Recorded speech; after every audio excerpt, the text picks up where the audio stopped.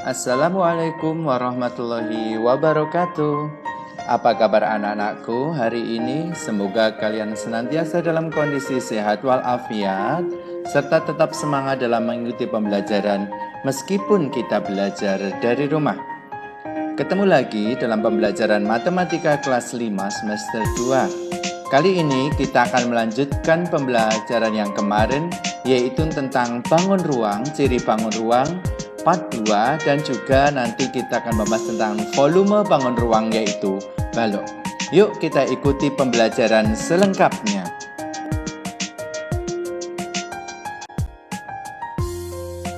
Nah, bangun ruang berikutnya kita bahas ciri-cirinya adalah 5 segi 4. Berikut adalah gambar 5 segi 4, kan pasti sudah tahu, seperti gambar piramida, bentuknya seperti piramid. Pak Iza punya di sini 5 segi 4 T, A, B, C, D. 5 segi 4 memiliki ciri-ciri. Yang pertama adalah memiliki jumlah sisi 5, yaitu sisi A, B, C, D, sisi DAB, BBC, TDD, dan TDA.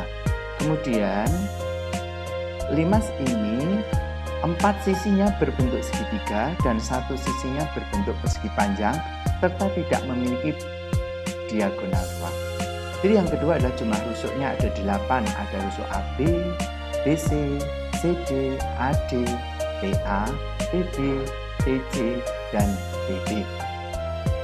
Sedangkan jumlah titik sudutnya ada 5, ada T, A, B, T, D, dan memiliki diagonal sisi 2, yaitu diagonal sisi AC dan diagonal sisi BD. Itu tadi ciri dari 5 segi 4.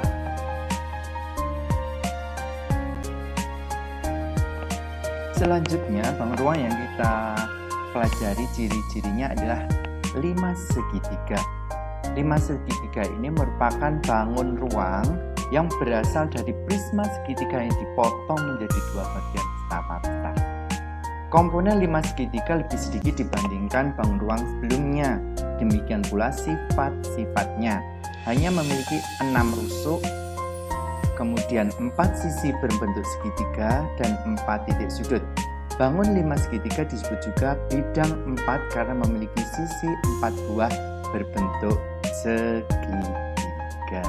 Itu tadi tentang ciri-ciri 5 segitiga.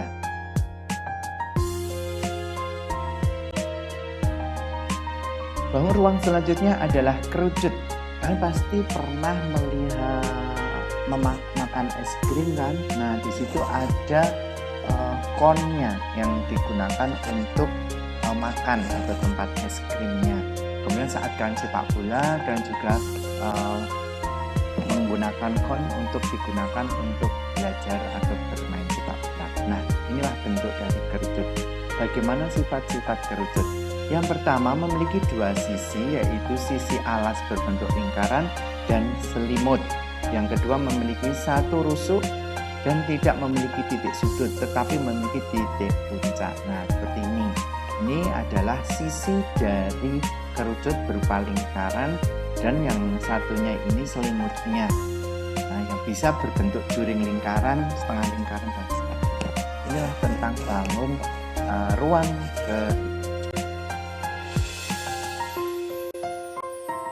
Bagaimana anak-anakku? Kalian sudah tahu dan sudah paham tentang sifat-sifat bangun ruang. Selanjutnya kita akan belajar tentang bagaimana cara mengukur volume dengan kubus satuan. Kubus satuan merupakan dapat digunakan untuk mengukur isi dari bangun balok atau kubus. Banyaknya kubus satuan yang dapat diisikan ke balok atau kubus adalah isi dari balok atau kubus tersebut dengan satuannya kubus satuan. Berikut ada kubus ini 1 satuan, kemudian ada 2 satuan, dan yang terakhir adalah 3 satuan. Jadi kalian jika akan menggunakan kubus satuan digunakan untuk mengukur volume balok atau kubus.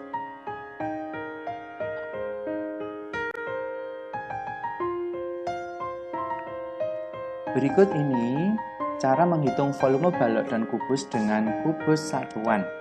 Cara menentukan volume balok dengan kubus satuan yaitu dengan memasukkan kubus-kubus satuan dalam ruang balok transparan. Di sini Pak Yusa punya beberapa kubus satuan. Kemudian akan saya masukkan ke dalam balok transparan. Kira-kira balok transparan ini memiliki volume berapa? Kita masukkan satu-satu sampai penuh. Ya, kubus satunya kita masukkan satu-satu sampai penuh sehingga membentuk balok setelah diisi kubus. Nah, seperti ini menjadi penuh. Dan kita bisa menghitungnya kira-kira ada berapa itu? 1, 2, 3, 4, 5, 6, 7, 8 kali 2 ada 16 kubus satuan. Jadi volume balok sama dengan 16 kubus satuan.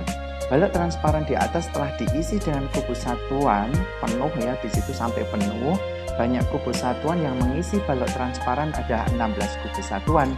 Sehingga volume balok sama dengan 16 kubus satuan. Sangat mudah caranya anak-anakku, kalau di sekolah itu ada alat peraganya, kalian bisa belajar di sekolah dengan belajar dengan kubus satuan.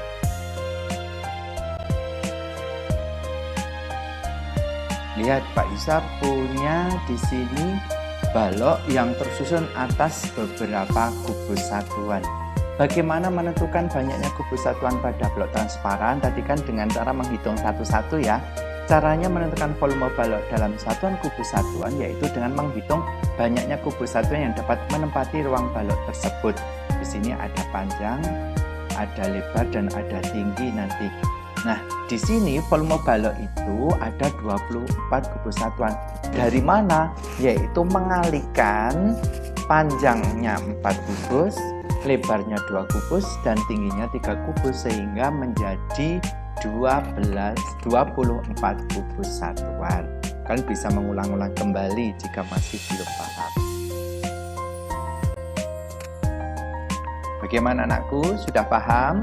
Jika kalian sudah paham, hari ini hari Rabu tugas kalian mengerjakan tugas buku paket pada halaman 149 di buku tugas kalian.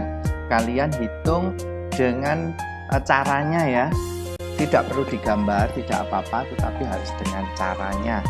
Panjangnya berapa, lebarnya berapa, tingginya berapa, kemudian kalian kalikan dan hasilnya berapa.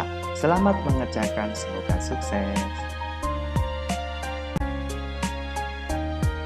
Pak Yusa, seandainya kita tidak menggunakan kubus satuan, bagaimana mencari volume balok jika hanya diketahui ukuran tertentu?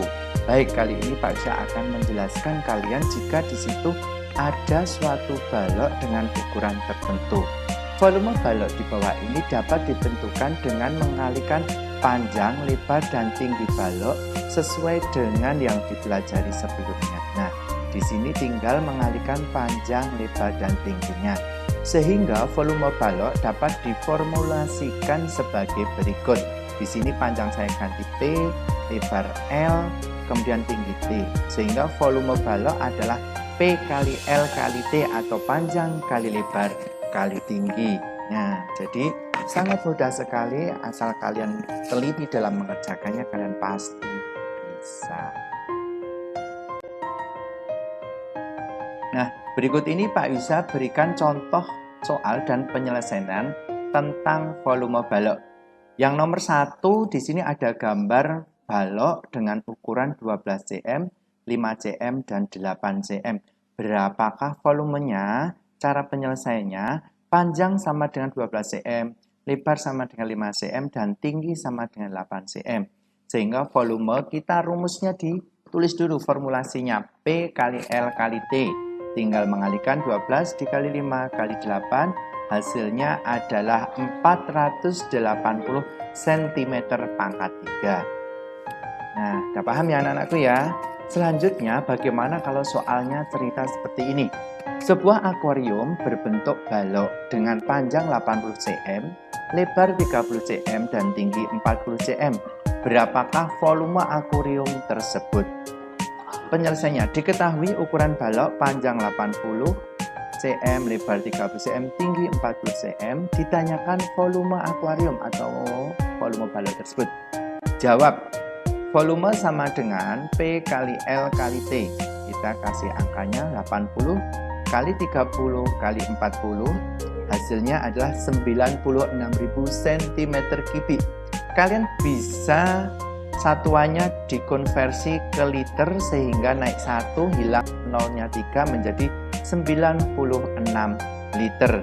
Jadi volume akuarium tersebut adalah 96.000 cm3 atau 96 liter.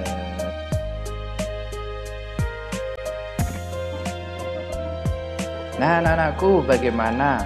Masih bingung?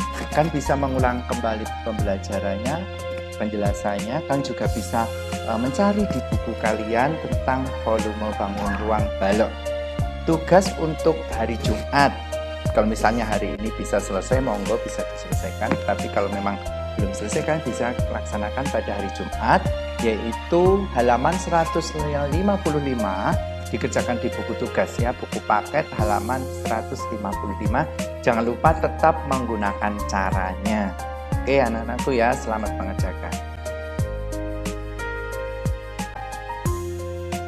Nah, cukup sekian untuk pembelajaran kali ini tentang ciri bangun ruang dan juga volume balok. Kita ketemu lagi di minggu depannya dengan volume kubus dan volume bangun ruang yang lainnya. Tetap jaga kesehatan, tetap lindungi diri dan keluarga dari virus corona dengan tetap cuci tangan dengan sabun, memakai masker jika bepergian, dan juga jaga jarak. Jangan lupa tetap berdoa, berolahraga, dan makan makanan yang bergizi. Sekian dan terima kasih, tetap semangat belajar dan senantiasa menjaga kesehatan. Jangan lupa terus berdoa agar pandemi segera berakhir dan kita bisa bertatap muka kembali di sekolah yang kita cintai, SD Al-Kausar Temanggung. Pak Yusa akhiri, wassalamualaikum warahmatullahi wabarakatuh. Matematika itu mudah dan menyenangkan.